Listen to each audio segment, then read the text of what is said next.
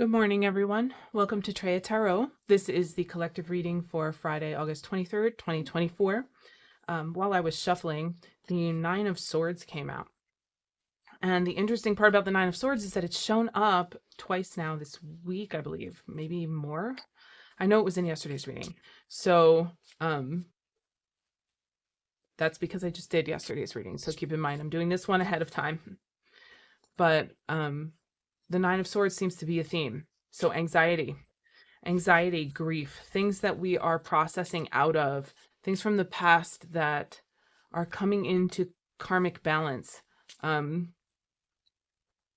think I brought up recently something about being contacted by people who might have caused you pain. That would definitely apply with this theme of the Nine of Swords. So, okay, if you like my readings and you want to keep going and get notified whenever I upload a video, please like, comment, and subscribe and ring the notification bell. I would love to hear from you. I'm serious. I would love to hear from people in the comments. It's really important to me that I know these readings are, getting across to people who need them or want them or enjoy symbolism and self-reflection. So, all right. I hope everyone's doing well. Let's cut this deck and see what we have for Friday. It's Friday to Sunday. I'm going to take that. I picked the cards for Friday for the whole weekend, so. Mutual help. Again, this came up a couple days ago as well. Page of Pentacles. The new reality, the new idea, the thing we're actually working on creating is actually about mutual reciprocity. And that's what it seems like the biggest theme is. The Six of Pentacles and the Page of Pentacles, Page of Swords tells me that to get to that mutual reciprocity or that mutual help, we have to consider a new circumstance. We have to consider a new reality, a new way of interacting in the physical plane, a new way of sharing resources, a new way of finding stability and comfort that is not about isolating other people, that is not about hoarding wealth, that is not about being afraid of loss.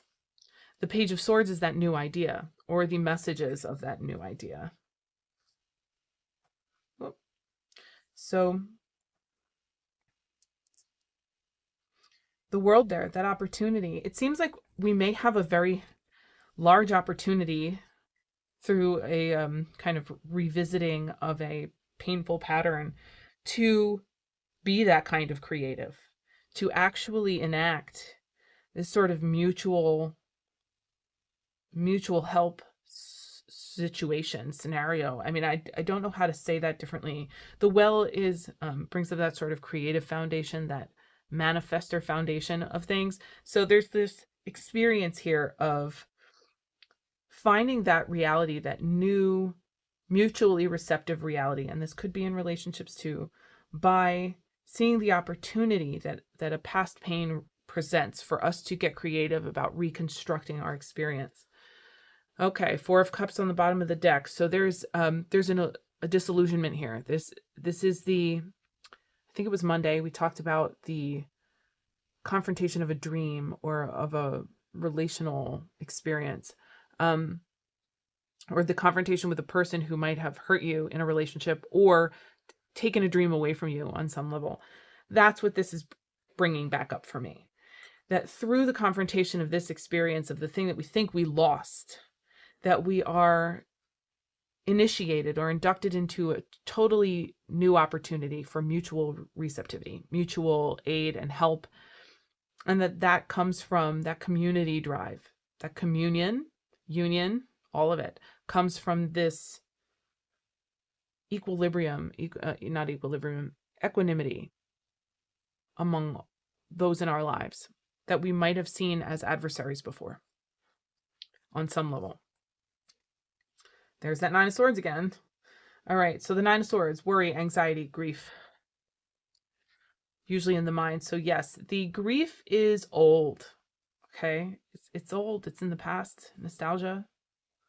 It may have come from childhood. It may be something that's come with you forward over all of your years, but it is still old. And you're the one who gets to recreate it.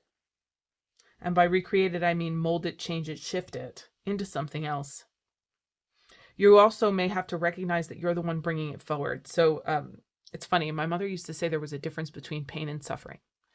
Pain is something we experience directly, and suffering is something we engage in over time.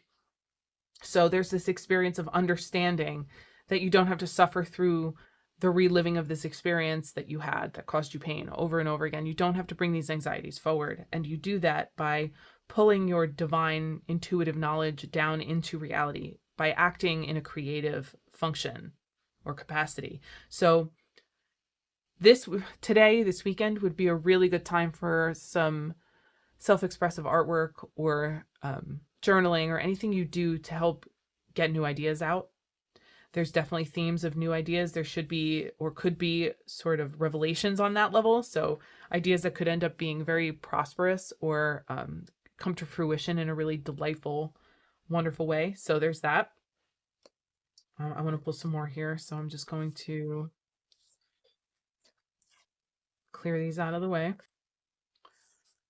I love this Ethereal Visions Tarot.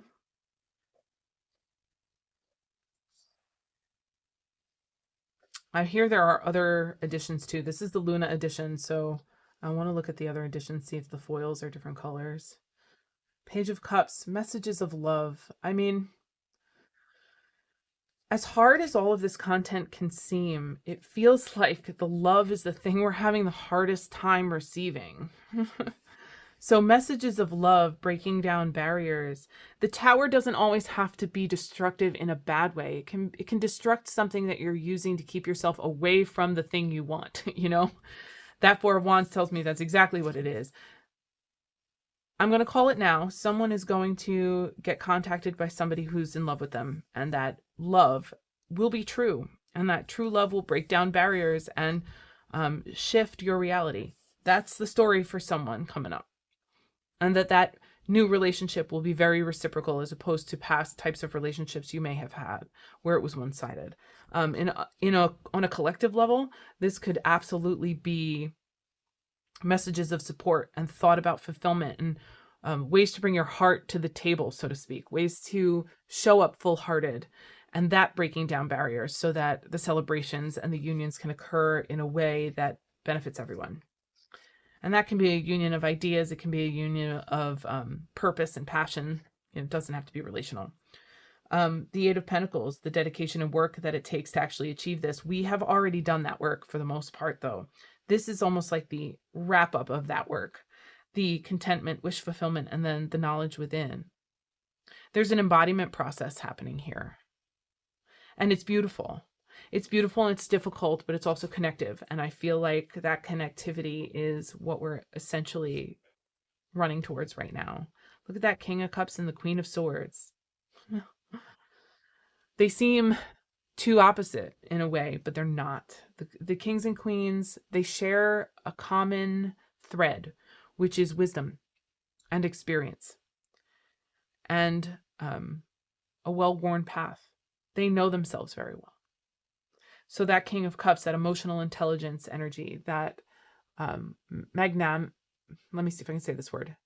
I probably can't. I'm just going to go over that one. Words are difficult today. The King of Cups has that magnanimous, that's the word I'm looking for, that magnanimous quality where they can relate to anyone. So there's this experience of empathy implied in that card. And the Queen of Swords is that decided directional energy of I'm not backing down from this anymore. I'm going in this direction and that's it. So there's this sort of nice synergy happening where opposites seem to be meeting at some center point that ends a process, that ends a very long working process. And I think that's the tower that brings us relief that I mentioned the other day. It's this experience of ending something that has been a lot of hard work. And now that it's over, we're relieved and we can move on. And we move on connected as opposed to at a loss. And that is the point. That is the ultimate point. I'm pulling one more just in case. Four of Pentacles, which keeps coming up. If you can, stop comparing yourself to other people. If you can, open your arms. Share. Share what you have that you can comfortably share. If you can, stand up and survey everything you've done and all the people that you're connected to and everything you've worked on, and see how much of an integral part of everything you are, just like everyone else. We're all important here. We're important insofar as we can bring our awareness to the surface and into our relationships with each other. That's how we change the world. All right, I'm going to leave it there. Welcome to a pivotal weekend, everyone. I hope that you have a good one, and I will see you on Monday. Have a good weekend.